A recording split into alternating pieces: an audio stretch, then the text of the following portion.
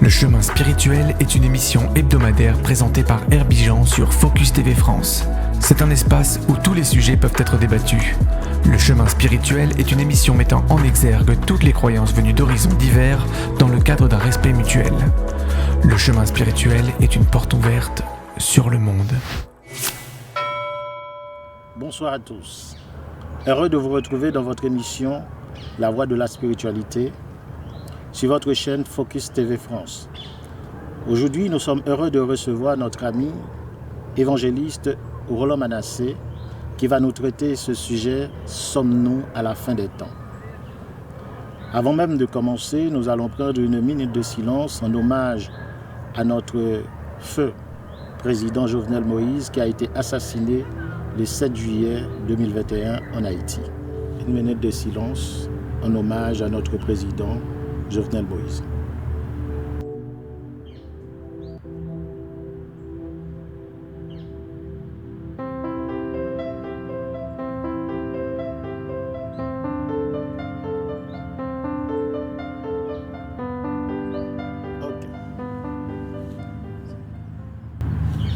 Donc nous sommes de retour. Je vous présente notre frère évangéliste Manassé Roland. Frère Manassé, en quelques mots, est-ce que tu peux nous parler de toi, ce que tu fais dans la vie, ta famille et votre relation avec Dieu? Merci pour l'invitation, Jean Herby. Je suis très heureux d'être sur Focus TV France pour présenter ce programme. Je tiens à saluer les téléspectateurs et les téléspectatrices de Focus TV France. Je suis évangéliste Roland Manassé, comme tu viens de le dire, et je proclame l'évangile de Jésus-Christ. Comme disait l'apôtre Paul, « Malheur à moi si je ne prêche pas l'évangile ». Et il disait à Timothée, « Prêche l'évangile en toute occasion, favorable ou non ».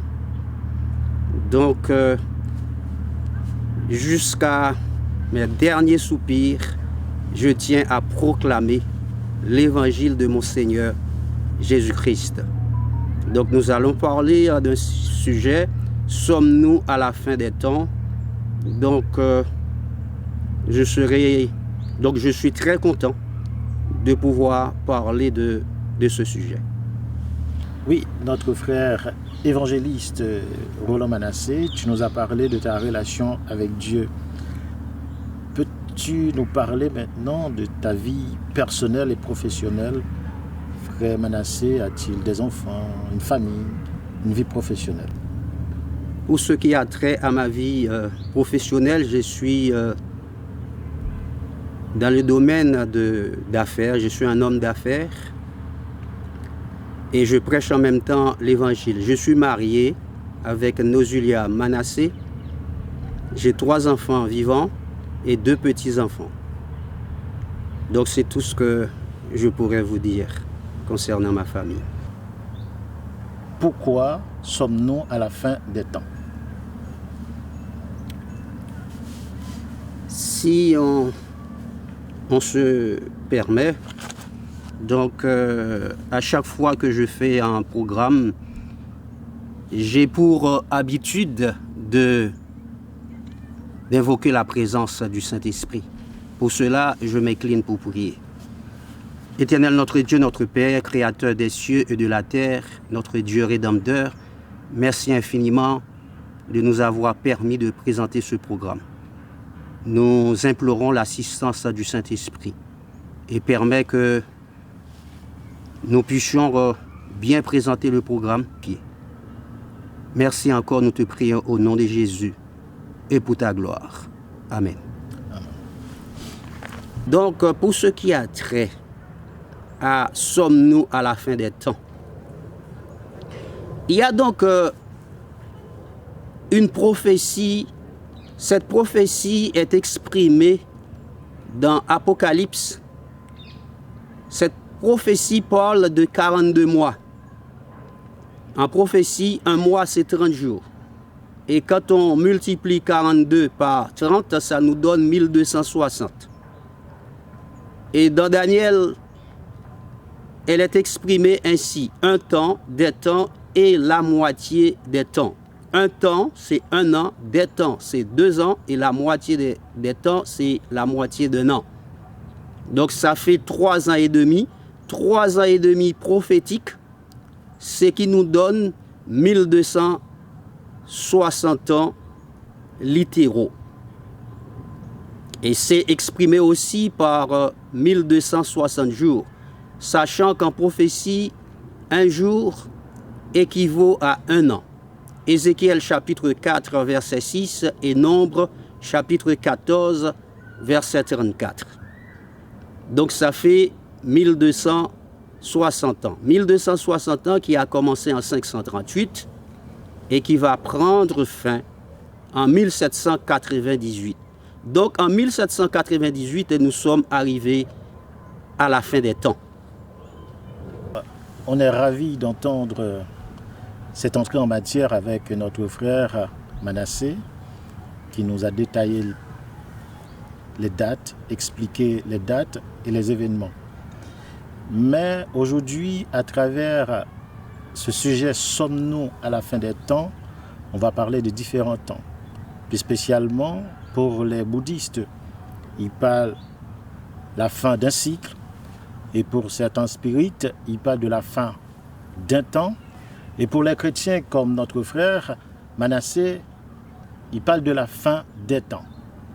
Et notre frère Manassé, qui était 1798, peux-tu nous expliquer où en sommes-nous au jour d'aujourd'hui, en 2021, par rapport à 1798?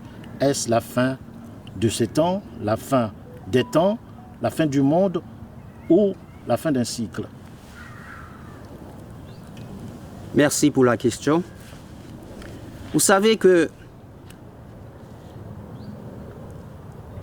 au temps de Noé, les hommes devenaient méchants, les hommes qui ont été créés à l'image des dieux selon sa ressemblance. Les hommes devenaient méchants, violents et corrompus. Et lorsque Dieu regarda l'homme, l'homme devenait méconnaissable. Et Dieu avait décidé de détruire l'homme qu'il avait créé. Il avait ordonné à Noé de construire une arche. Et Dieu avait donné 120 ans à Noé pour la construction de l'arche. Donc, tout en construisant l'arche, Noé devait prêcher l'évangile, à savoir que Dieu allait détruire le monde antédiluvien par un déluge. Malheureusement, les antédiluviens ne voulaient pas croire. On nous dit que chaque coup de marteau dans la construction de l'arche était un appel à la repentance. Ils ne voulaient pas se repentir. Malheureusement, selon la Bible, le déluge vint et les emporta tous. Nous avons eu aussi un temps dont je viens de parler là, les 70 semaines, que nous trouvons dans Daniel chapitre 9, verset 24. 70 semaines que Dieu avait accordées aux Juifs. Les Juifs devaient obéir à Dieu.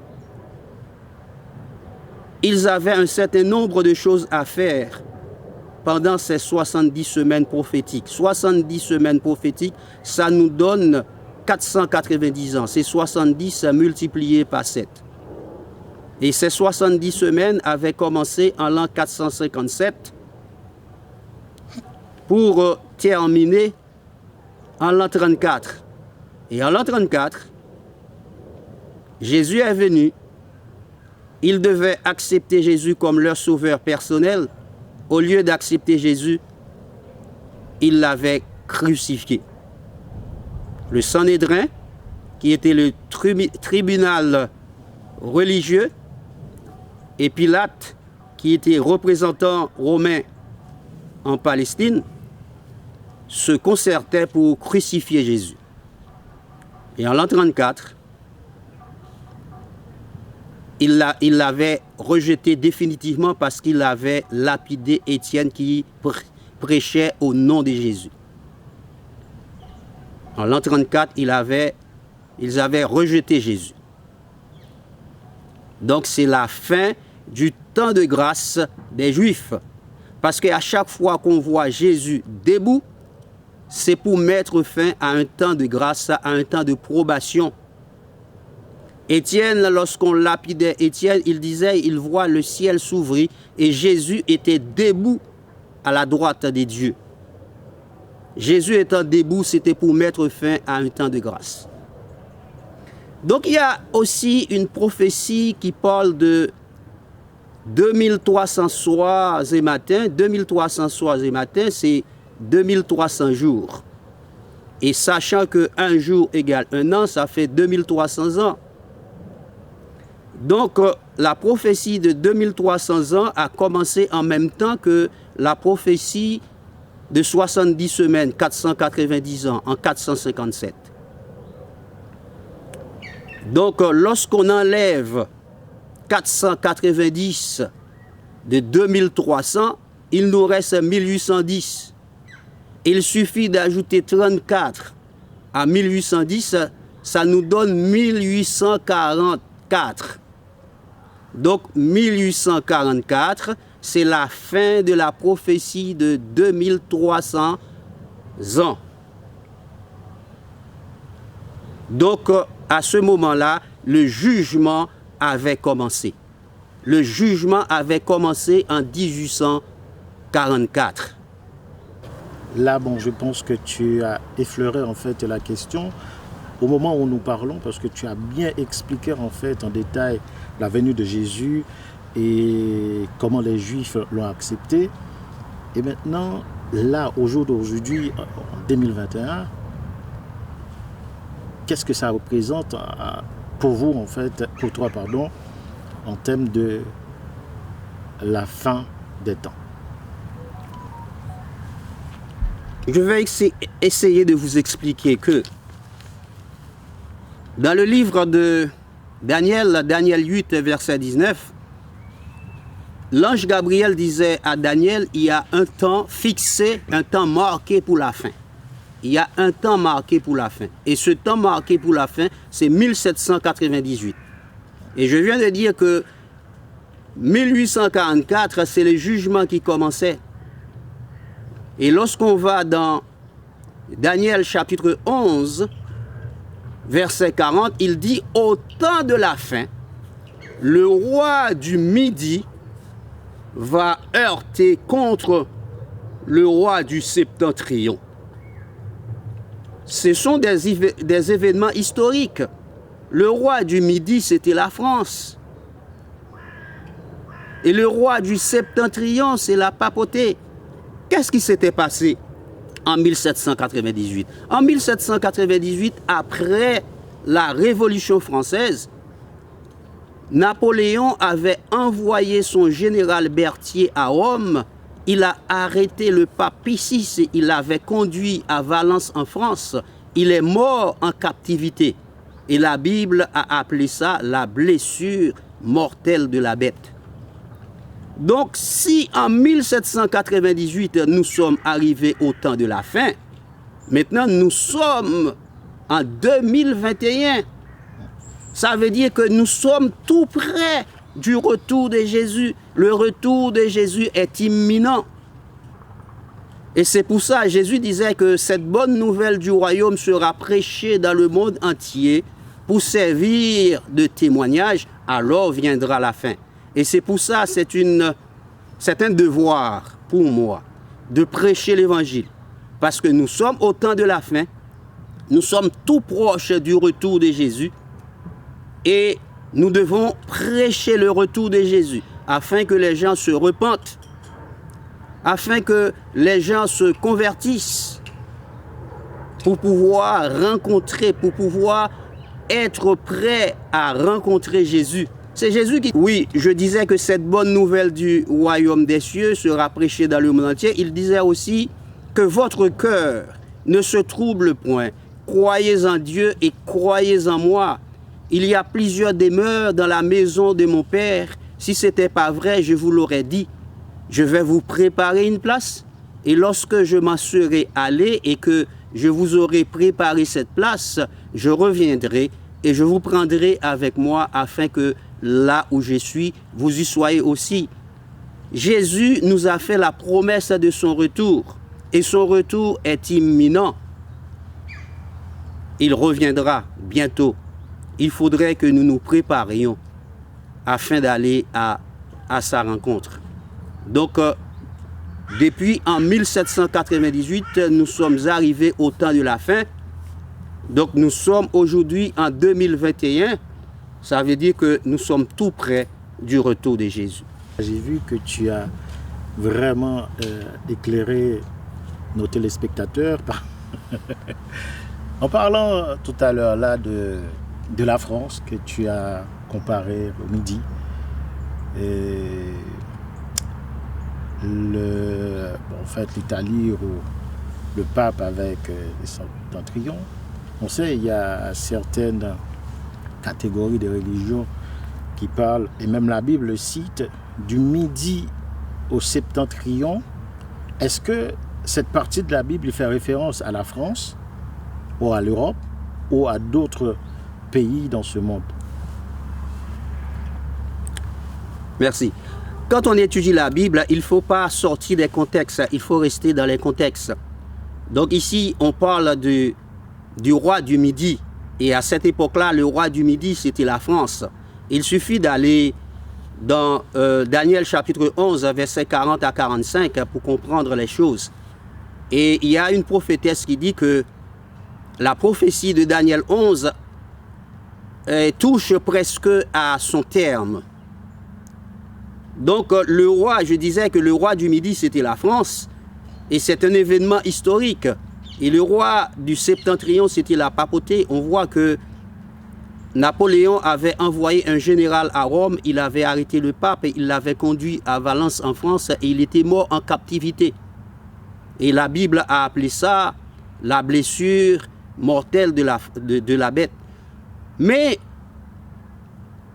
le roi du Midi n'a pas toujours été la France, ça avait changé de main.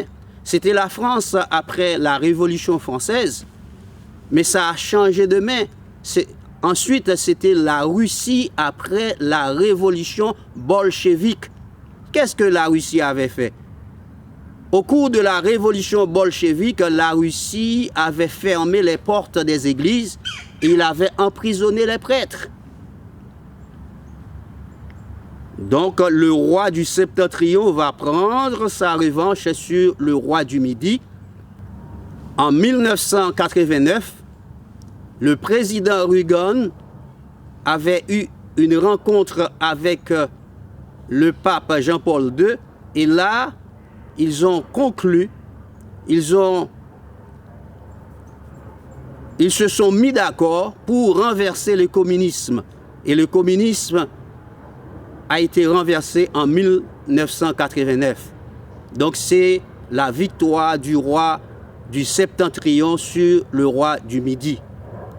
Mais si on va un petit peu plus loin dans cette prophétie de Daniel 11, il dit qu'il va s'avancer et il va prendre le plus beau des pays. Dans ce contexte, après 1798, le plus beau des pays n'est plus la Palestine, mais c'est les États-Unis d'Amérique.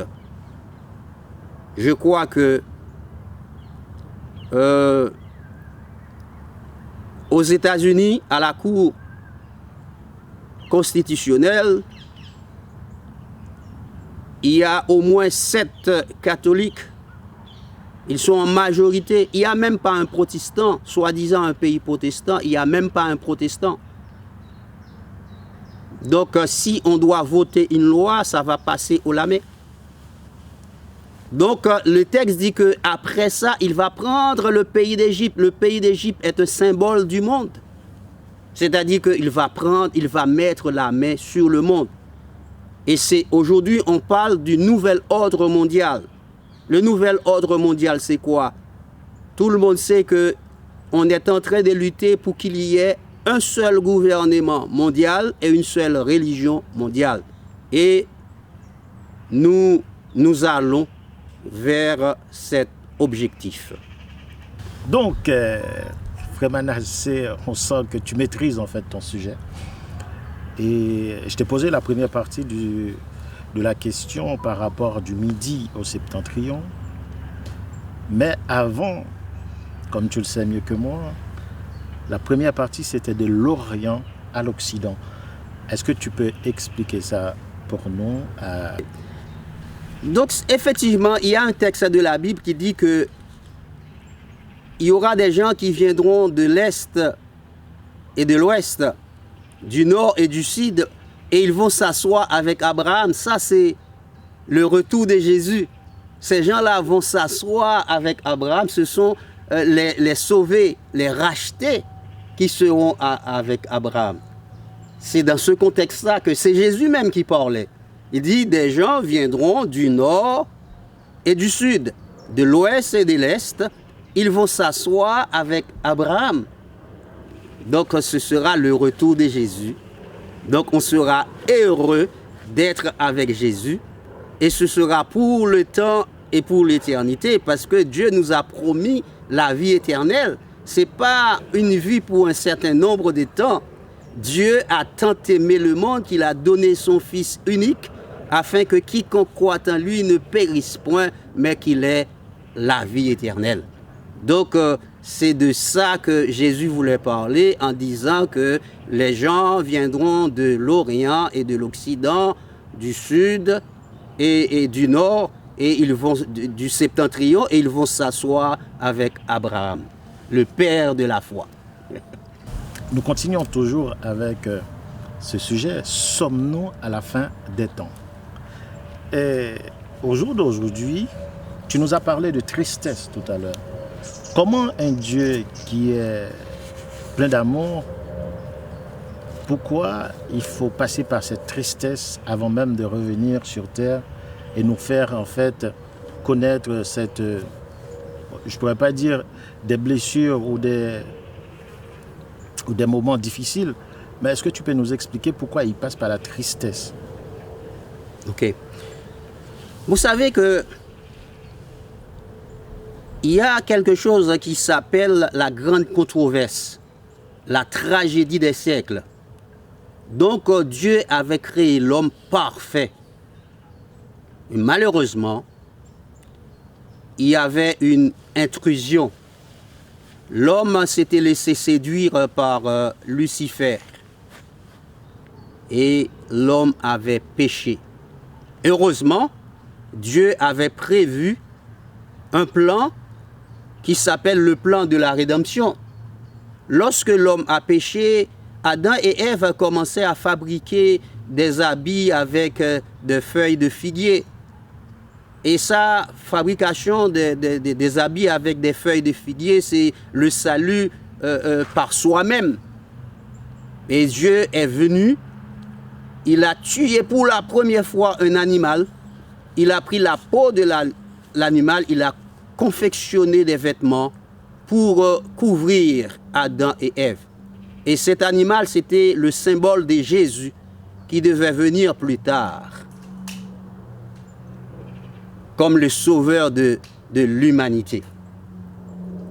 Donc il y a une lutte entre le mal et le bien. La Bible dit dans Apocalypse chapitre 12, verset 12, il dit « Malheur à la terre, car le diable est descendu vers vous animé d'une grande colère, sachant qu'il a peu de temps. » Et depuis, il y a cette lutte-là, cette lutte incessante qui est là. Et nous sommes presque à la fin de cette lutte-là. Donc c'est pour ça que l'évangile, c'est la bonne nouvelle du Fils de Dieu qui a été envoyé, qui a été crucifié pour donner le salut à l'humanité. Et tous ceux qui acceptent Jésus comme leur sauveur personnel, ils auront la vie sauve. Et ce sont ces gens-là que Jésus reviendra chercher.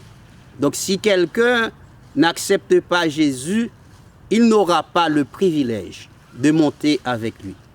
Et l'apôtre Paul savait que la mort a causé beaucoup de douleur, de tristesse. Et l'apôtre Paul a dit que consolez-vous. Il a dit que Jésus va descendre du ciel au son de la trompette des dieux et à la voix d'un archange. Le Seigneur lui-même descendra du ciel avec les anges pour venir chercher les élus. Et c'est ça notre espérance, c'est ça notre consolation. Et il y a des gens qui ne comprennent pas ça, ce n'est pas leur faute. Parce que Satan, il fait tout pour que nous soyons ignorants, pour ne comprenions pas les choses. Mais heureusement, Dieu nous donne sa parole. La Bible est la parole de Dieu. Tout est là dans la Bible. C'est la parole de Dieu. Bon, je vais te poser une question un petit peu terre à terre. Est-ce que Dieu, dans son omniprésence, omniscience, omnipotent, il n'a pas vu en fait que l'homme allait désobéir en fait dans le jardin d'Éden? C'est une question très intéressante. Vous savez que dans le monde, nous avons affaire à des despotes, des dictateurs. Mais Dieu n'est pas un dictateur. Dieu n'est pas un despote. Dieu nous a créés avec le libre arbitre. Donc il veut que nous obéissions par amour, non pas par coercition, par contrainte. Et Dieu, lorsqu'il a créé l'homme, l'homme devait obéir à Dieu automatiquement par amour. Et parce que Dieu n'avait pas laissé l'homme dans l'ignorance, il a dit que voilà, vous avez des fruits de tous les arbres du jardin, vous pouvez en manger tout. Mais sauf les fruits de l'arbre qui se trouve au milieu du jardin, l'arbre de la connaissance du bien et du mal, vous n'en mangerez pas et vous n'y toucherez pas. Car le jour où vous en mangerez, vous mourrez certainement. Et le diable était venu. C'était la première séance de spiritisme dans le monde. Il se transformait en serpent et il disait à la femme, vous ne mourrez pas. Dieu sait que le jour où tu en mangeras, tu vas devenir comme Dieu. Et la femme a écouté la voix du serpent. Elle en a pris, elle en a mangé. Elle a donné à son mari, Adam, qui en a mangé. Et c'est ainsi que le péché est venu dans le monde. Et heureusement, Dieu avait prévu le plan de la rédemption pour nous sauver. Sinon, on serait perdu. On serait perdu. Et même, je peux aller plus loin. Lorsque les hommes étaient devenus méchants, violents, corrompus, et Dieu avait décidé de détruire l'homme. Et je le disais tantôt, Dieu avait donné l'ordre à Noé de construire une arche. Mais au jour du déluge, il n'y avait que 8 personnes seulement dans l'arche, Noé et sa famille.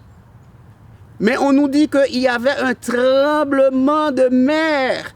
Satan avait tenté de détruire l'arche pour détruire l'humanité. Heureusement, les anges de Dieu étaient là pour protéger l'arche. Et on dit gloire à Dieu. Dieu nous aime. Il nous a protégés. Il nous avait toujours protégés et il nous protège encore aujourd'hui. On dit gloire à Dieu. Merci. Merci. On sent la passion, en fait, quand tu parles. Mais on sait qu'il y a des gens qui ne sont pas d'accord avec cette partie de la Bible, ou cette théorie peut-être, ils peuvent l'appeler comme ça. C'est-à-dire c'est trop facile d'expliquer l'existence humaine sur Terre avec la Bible. Et ils parlent en fait de la science. Est-ce que toi, étant que... Bon, tu n'es pas scientifique, qu'est-ce que tu peux répondre à ces scientifiques qui sont sceptiques par rapport à cette version que tu viens de donner? Vraiment, la question, elle est une très bonne question. On voit que les hommes ils pataugent tellement dans le péché. Ils se sont tellement éloignés de Dieu Même s'il voit la vérité, il voit que c'est blanc. Il dit non, c'est pas blanc, c'est rouge. Pourtant, il voit blanc devant eux. Jésus était la vérité. Et Ponce Pilate avait posé la question à Jésus. Il a dit, mais est-ce que tu es la vérité? Mais Jésus a dit, tu l'as dit. Pilate savait que c'était la vérité qui était devant lui. Est-ce qu'il avait accepté Jésus? Il ne l'avait pas accepté. Au contraire, il avait donné l'ordre de crucifier Jésus. Parce que les gens disaient que si tu ne donnes pas l'ordre de le crucifier, tu n'es pas ami de César. Donc il voulait conserver sa place. Il voulait conserver son pouvoir. Donc il y a des gens qui préfèrent avoir le pouvoir et il y a des gens qui sont contre la vérité. Même s'ils voient la vérité, mais ils n'acceptent pas la vérité. Parce que la vérité n'est pas en eux. Ce n'est pas leur ADN, la vérité. Ils n'acceptent pas la vérité. Aujourd'hui aussi, il y a des gens qui n'acceptent pas la vérité. Il y a des gens qui n'acceptent pas les commandements de Dieu, la loi de Dieu. Ils essayent de changer la loi de Dieu, de changer les commandements de Dieu. Jésus avait parlé de ça dans Matthieu chapitre 15. Il a dit que vous annulez les commandements de Dieu au profit de vos traditions. Il privilégie la tradition au profit au lieu de privilégier les commandements de Dieu. Vous comprenez? Je te comprends. Mais là, merci pour la réponse, parce que là, je pense que tu as bien développé, en fait, et détaillé la réponse. Tout à l'heure, tu as expliqué, il y a un ange derrière chaque homme. Et tu sais, je sais que tu es haïtien ou d'origine haïtienne. Chez nous, on dit souvent que c'est des gens qui sont un peu protégés. C'est-à-dire, ils parlent de la magie. Et quel est le rapport que tu fais, en fait, par rapport à ces deux entités, ce que tu viens d'évoquer, et les Haïtiens qui parlent de la protection des Haïtiens, plus spécialement au niveau mystique? Merci pour la question. Moi, je dirais que la meilleure protection qu'un homme puisse avoir, c'est la protection divine. C'est la protection des dieux. Les autres, c'est des choses qui émanent de l'ennemi des dieux, de Satan. Je veux tout simplement raconter l'histoire que mon cousin m'a rapportée. Il était venu passer quelques jours avec moi. Il venait de l'Arizona, de Phoenix. Il m'a dit que elle a une fille qui est âgée, qui est mariée maintenant. La fille avait moins de 7 ans et sa petite sœur avait environ 5 ans. Et puis, il avait laissé les enfants à la surveillance de leur grand-père. Et l'enfant a déjoué la vigilance de leur grand-père. Ils sont partis à la mer.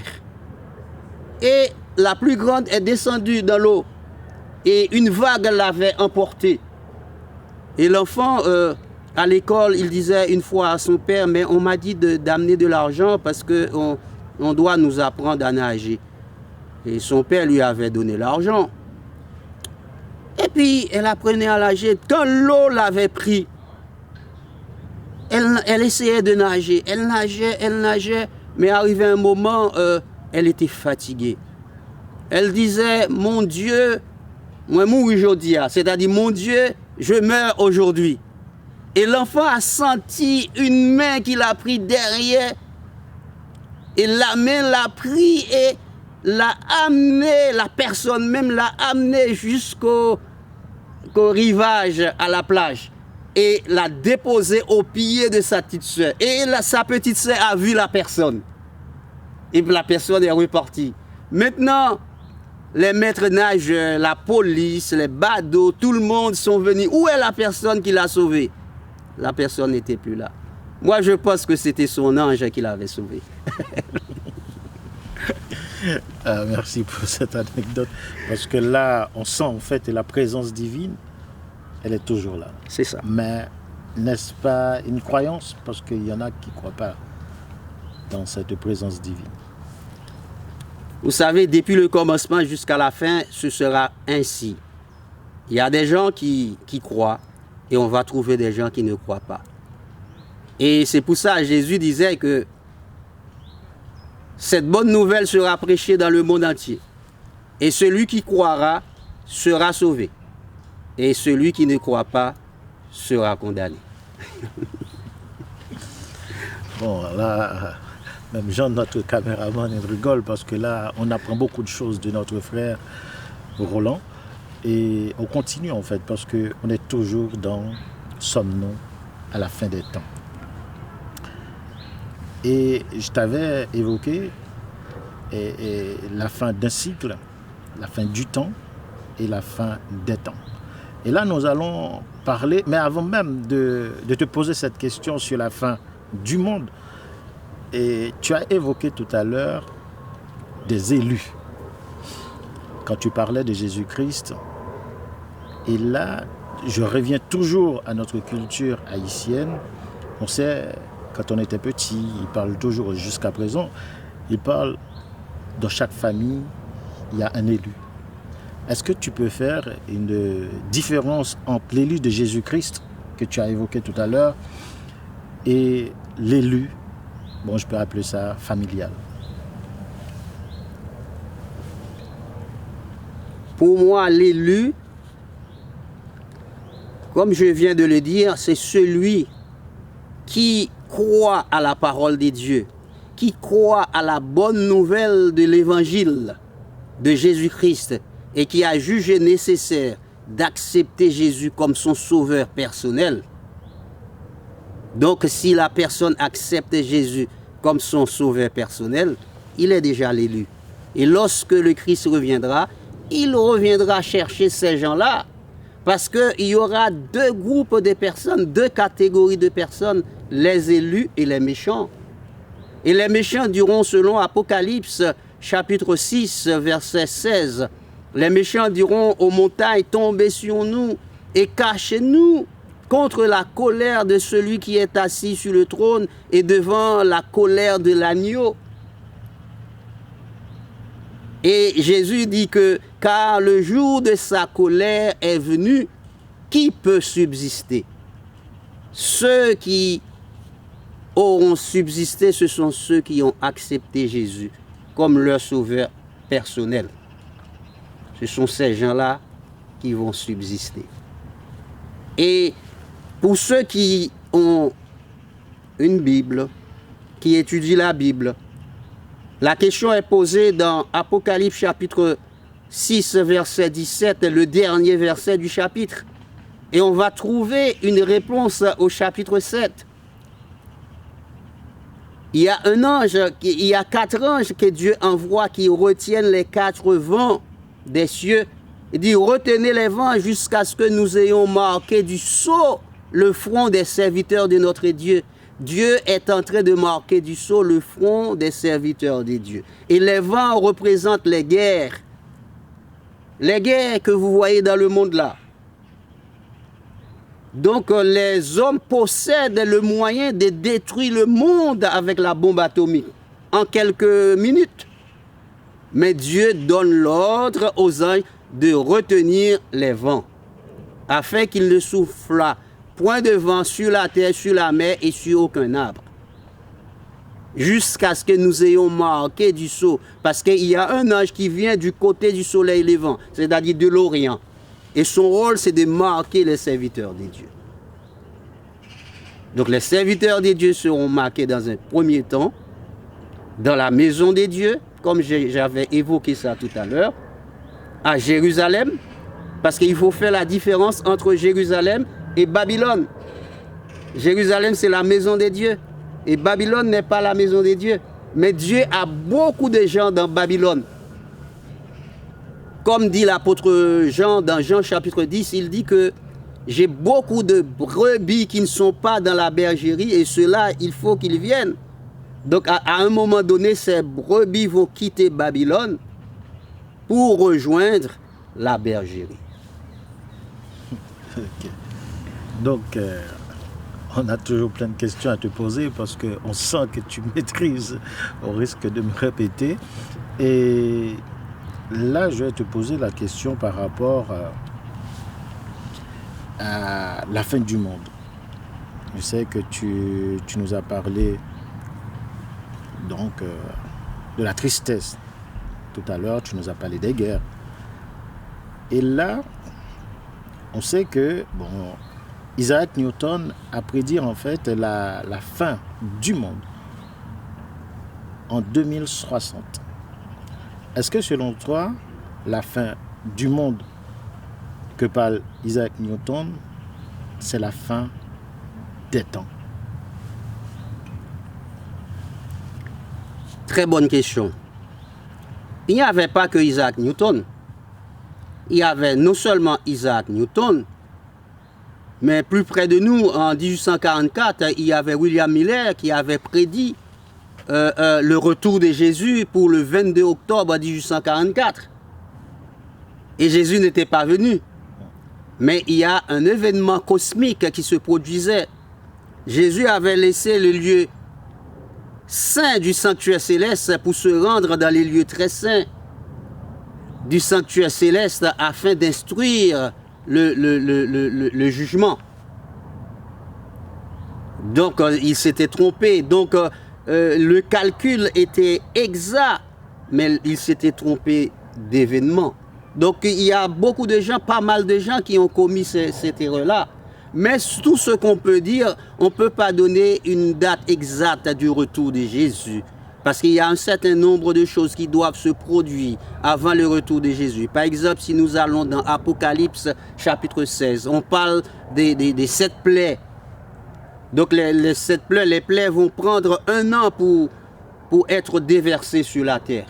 Il faut que cela se produise. Donc il y a pas mal de gens qui ont commis l'erreur en donnant des dates. Par exemple, nous avons un pasteur aux États-Unis qui s'appelait Harold Camping, malheureusement qui est décédé. Il avait donné la date du retour de Jésus et cela ne s'était pas fait.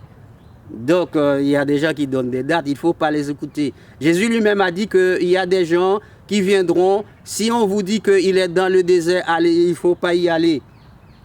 Il faut y aller. Il a dit comme l'éclair part de l'Orient et se remonte jusqu'en Occident, ainsi sera l'avènement du Fils de l'homme. Ce sera un événement universel et cosmique. Donc le retour de Jésus, ce n'est pas quelque chose qui se fera en cachette. Tout œil le verra, même ceux qui l'ont percé, dit Apocalypse. Donc on sent que la fin de ce monde, en fait, la fin du monde dont parlait Isaac Newton, c'est pas pour demain. Et c'est pas sûr, selon toi. Mais on sait aussi, la Bible et Jésus-Christ disait, personne ne connaît le jour ni l'heure. Comment certaines personnes, que ce soit évangélistes, pasteurs, scientifiques, peuvent dire en fait haut et fort une date. Est-ce que pour toi, c'est une sorte de manipulation? Oui, je viens de le dire, donc on ne peut pas donner une date et une année ou une semaine concernant le retour de Jésus, mais seulement nous avons des signes. Jésus disait que lorsque vous voyez que après l'hiver, lorsque vous voyez que il commence à avoir des bourgeons sur les arbres, vous savez que l'été est proche. De même, il y a un certain nombre de choses que lorsque vous les voyez, vous devez savoir que le Fils de l'homme est à la porte. Il y a des choses, par exemple, les guerres. On peut dire que dans tous les temps, il y avait des guerres. Mais les hommes n'avaient pas le moyen de détruire des arsenals, un arsenal pour détruire le monde en quelques minutes. Les hommes ont, je ne sais pas, des milliers de tonnes plus que la bombe qui a été jetée larguée sur Hiroshima et Nagasaki. Jusqu'à présent, nous avons les effets de Hiroshima et Nagasaki. Maintenant, nous avons même 10 000 fois de cette bombe-là dans le monde. Donc si Dieu ne tient pas les rênes, les hommes ont le moyen de détruire le monde en une fraction de seconde. Donc il faut comprendre ça. Il faut comprendre que les gens n'avaient pas des chars. Les chars étaient composés des chevaux, c'était avec des chevaux à l'époque. Mais maintenant, vous voyez l'arsenal maintenant, l'arsenal du monde, les avions. Et maintenant, on vient de parler de l'Union soviétique qui a fabriqué un avion extraordinaire, avion de guerre, avion furtif. Vous voyez? Donc, nous ne sommes pas dans la même époque. Il y a une connaissance, parce que l'apôtre, disons, Daniel disait que la connaissance augmentera. Connaissance spirituelle et connaissance scientifique aussi. Les vieux avions de la Deuxième Guerre mondiale, c'est pas ce qu'on a maintenant. Hein? Vous voyez?